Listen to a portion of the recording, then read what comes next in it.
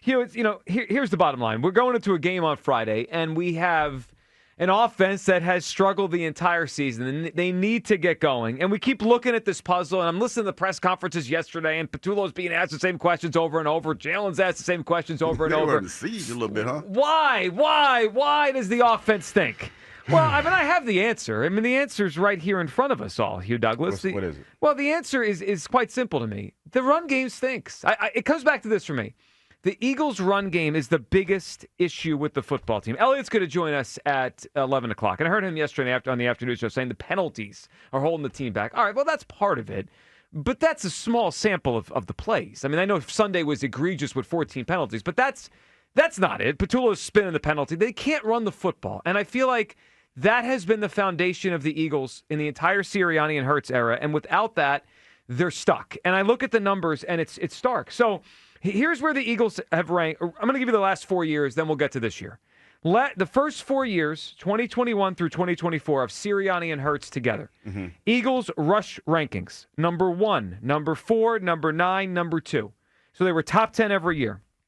And then their points per game those years, 12, 2, 7, 4. So they've had a top 10 rushing attack every year since Sirianni became the coach and Hurts became the starting quarterback.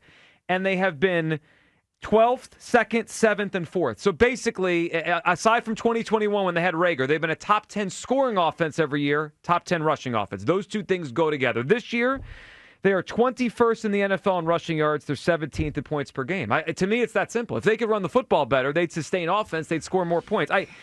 I have come to peace with Jalen Hurts as the quarterback, as to what he is. Okay, he's not great, but he's good. Yeah. And if you give him a run game and you give him manageable third downs, and he could activate his legs, and it could be manageable third downs, they can win football games. They'll move the chains. They'll keep the ball. They'll score enough points. But when you have no rushing game and you say, Jalen, it's all on you, they're not going to score enough points to be a dominant team. Hugh, where do you come down on all this? My perspective is this: we're looking for answers, and it's right in front of us. We can't run the football. What's the biggest issue with the offense, Hugh Douglas? I think it's the passing game. And let me tell you why. Because as a defender, when I look at these things a lot of times, and I like the fact that, we have so many different voices here at the station that played many different positions. You got Ike and you got John Ritchie that played offense. Yep. But for me, when I look at this running game, when I look at this team, this offense as a whole, the thing that I always come down to is tendencies. And you talk about the success that this team had last year. Primarily it was because they ran the football well. Yes. Extremely well. Yes. And that put them in position so that when they did throw, it was when they did throw, it was pretty decent. This year, I think there's been an overcommitment to stopping the run because of what Saquon did last year. Right. And the offense, the lack of the consistent passing game makes me not want to play the pass. Here's the thing. Like, if I'm a defender and I'm playing against this team, I know your strongest asset right now is your running game with Saquon Barkley, even though he's not running well, but I'm still playing you in that sense that I'm stopping the run. Right.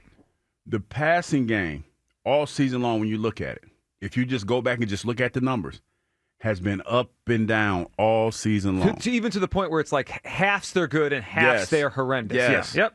It has not been consistent enough to make me respect it enough. But I do know one thing, that you can run the ball if I give you the opportunity to. If like we like to say, if you're running against a light box, in them light boxes, you can make some things happen. But if you put some guys up there and you challenge those receivers, the quarterback is risk averse. He's not going to take a whole lot of chances with the football. So I'm going to play heavy run against you, and I'll take my chance in the passing game. Yeah, you might make a couple of spectacular plays like the one Smitty made on the sideline when he made a hell of a catch, a hell of an adjustment, and he caught it, hit him in his face mask, and he caught it.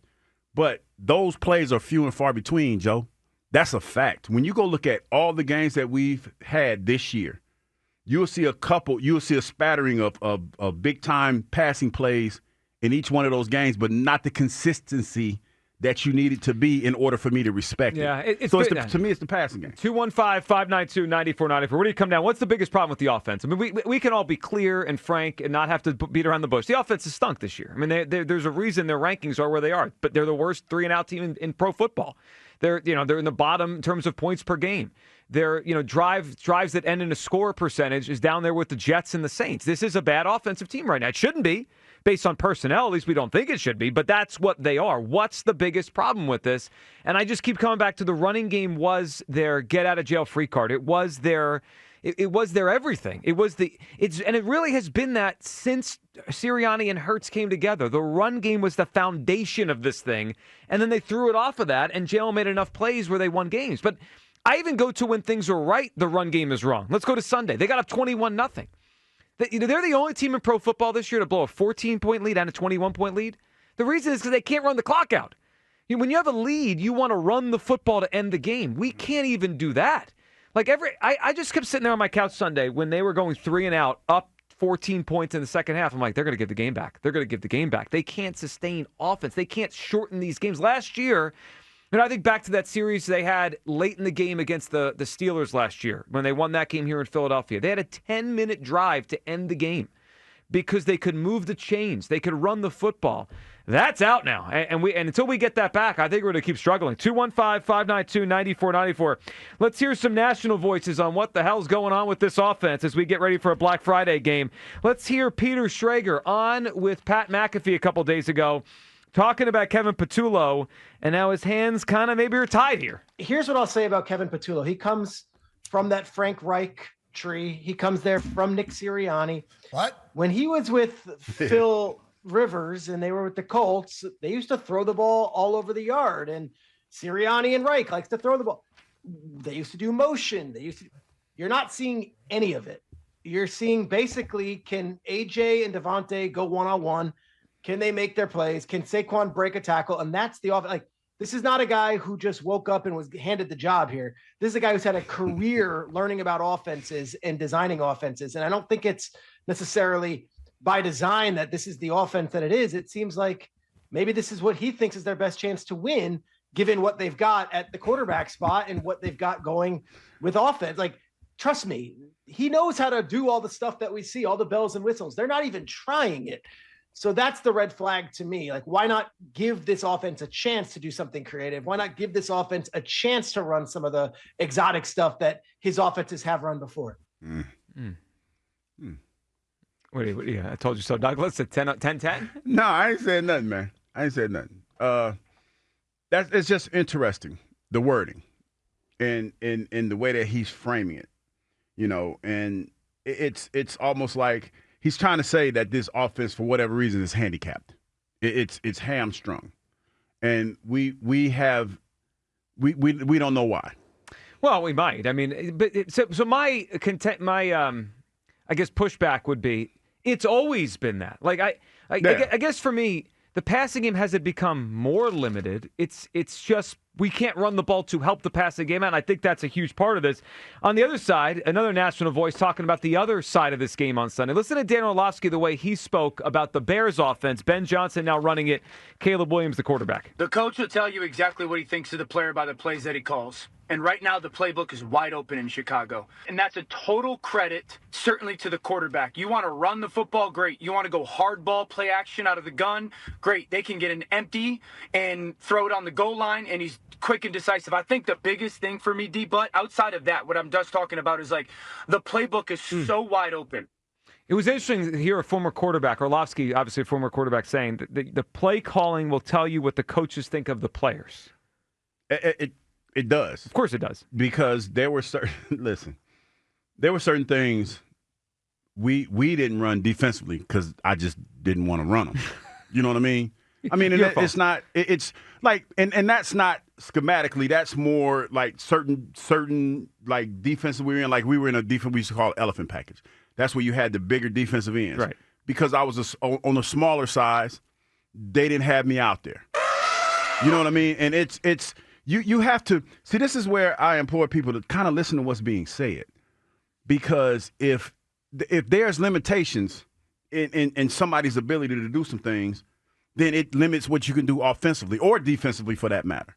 I mean, that's a fact. When you know, like, we've heard for weeks, whether it's been Dan Orlovsky, it's been Chad Ochocinco, or anybody else, that these receivers are running certain routes that they're predictable. Mm-hmm. And we've seen for the last couple of weeks that these routes have been stagnant. They've been the same. What does that tell you? That tells you that they're not comfortable. As a matter of fact, we were talking about it this morning, 3rd and 2. They don't do the tush push. The last offensive play they had, where Jalen got sacked on Sunday. Yes, yeah. It's there's a disconnect somewhere with this offense, and I don't know where it is. I don't understand what it is, but it's been the same. This offense hasn't evolved since I've been here. So that I agree with. And I think that part of it is they're stuck on what they used to be and they can't figure out what to do now. I just look at it like this. For 5 years or 4 years, they ran the ball well, and Jalen was good enough, smart enough off of that to throw it enough to win. They can't run now, and that's putting a lot of strain on the passing game. But to me, the passing game is what it always has been. The running game is the big difference.